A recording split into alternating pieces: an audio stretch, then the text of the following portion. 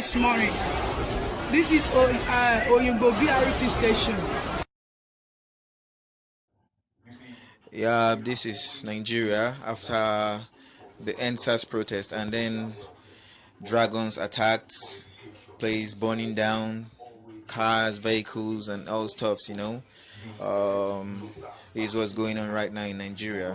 The masses, the youths, they are protesting. They want good governance, and that's all they ask for. But the military are using weapons, live ammunitions against the youths, and it has turned into chaos. And the youths have turned back to, they have resorted to destroying properties, killings, and all that. It's been chaos all along.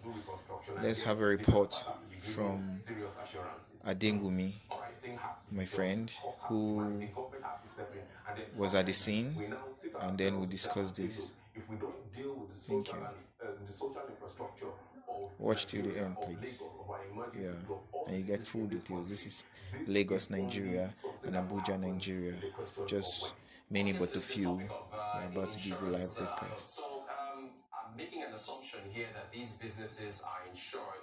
If you can confirm that. Also, are we going to see possibly a rise in insurance premiums for them in the aftermath of getting this damage accounted for? Okay, so while we're on the break, I got some feedback from my research team at the office, and we don't have the full figure yet, but insurance will be in billions. Let's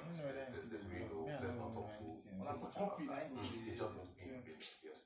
Wow, okay. So definitely, the cost is going to be heavy now. So going forward then, so that means then if Nigeria is considered, or if this raises the risk level for the country, since this is the commercial capital, does that then theoretically mean that you might see a rise in the cost of insurance if somebody wants to build a mall in another area?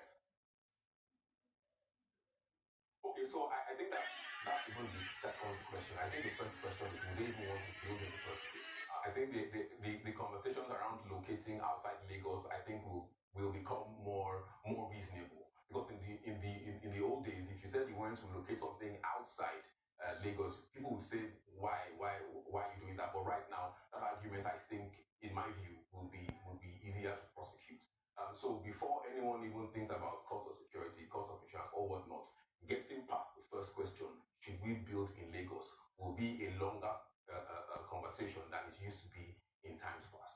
And okay, so based on that, do other states outside Lagos, as far as competition for these investment dollars coming in for the retail sector, do other states start to look more attractive? Because I mean, the NSAS protest is not just here; they're also in river states, in other states, the middle belt and so on.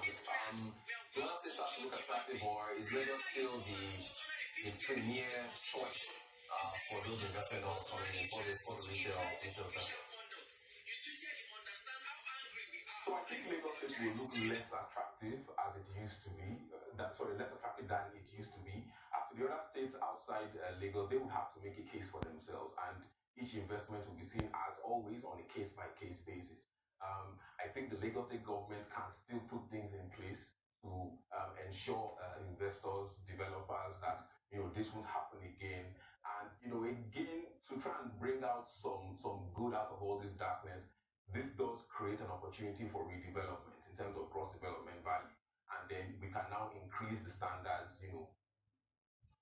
In Asaba on Thursday, saying that the curfew would commence at 6 p.m., which is, of course, from a statement made available to the media. He said that the peaceful protests by the NSARS movement had been hijacked by suspected criminals, and stated that the state government would not watch the elements have a field day. The governor commended the NSARS protesters for their peaceful conduct, but appealed to them to give peace a chance by allowing the government to address their demands. Let's take a listen.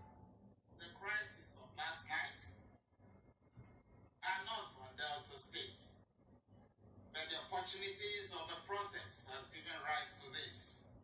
I want to please appeal to the conscience of our youths.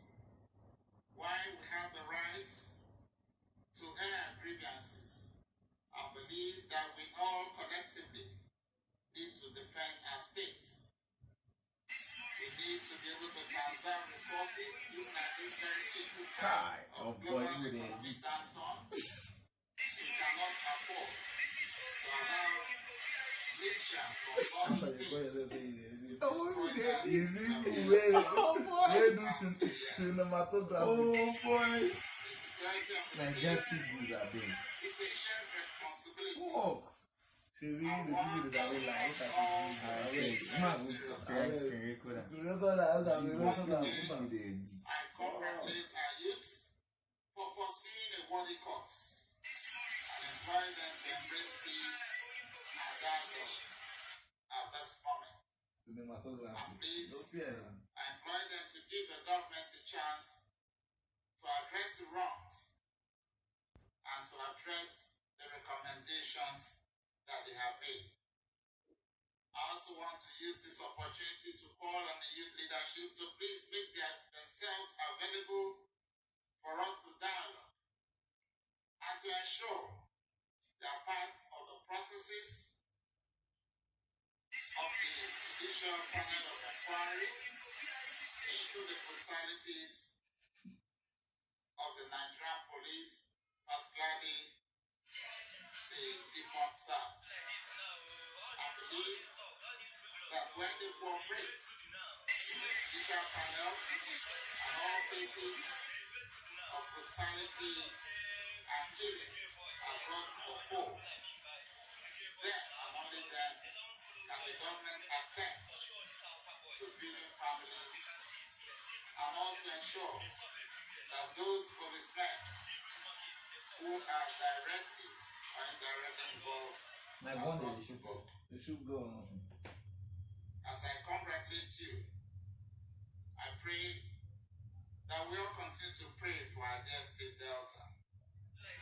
In the meantime, I have ordered the closure of all public and private primary and secondary schools in Delta State until Monday, November 2nd, 2020. And because of the incidents that took place last night, I hereby impose a 48-hour curfew starting 6 p.m. today, October 22, 2020. It therefore means that everybody is expected to sit at home, excepting those on very essential service in the next 48 hours starting 6 p.m. today. All right, so as we can see, there's a number of governors now, Edo State, Lagos State, Delta State, that are imposing curfews in different parts of the country where we've seen these NSARS protests. And again, each of the state representatives are saying that the protesters should please allow government to meet them halfway. And in truth, the government has made amends and made a move towards trying to meet them halfway. For instance, again, Lagos State government's 200 million naira fund for the victims, installing the judicial panels, and at this point, just have to see the process play out.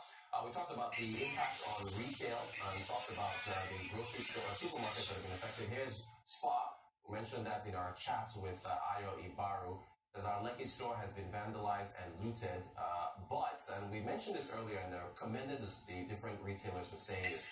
We acknowledge that this is only a setback compared to the larger issues we are all facing as a nation, and our thoughts and prayers remain with Nigerians everywhere for a peaceful resolution to various issues at hand. So, great to see the video. retailers Join our video. understanding that look, The title is Dragons Attack Nigeria after NSAS protest. security, and of course having to, deal with the losses that they have faced. What that comes secondary to the loss. Now just pay the monetize and back after they monetize and back, still the original content, Nigerian content, as we could see that man they don't legalize Corona for YouTube. So some international news, if you haven't done in a while, Goldman Sachs will pay about $2.8 billion and admit wrongdoing to end a bribery probe that stretched from Southeast Asia to Hollywood and reinforce the reputation for scandal that the Wall Street firm has spent years trying to shed. These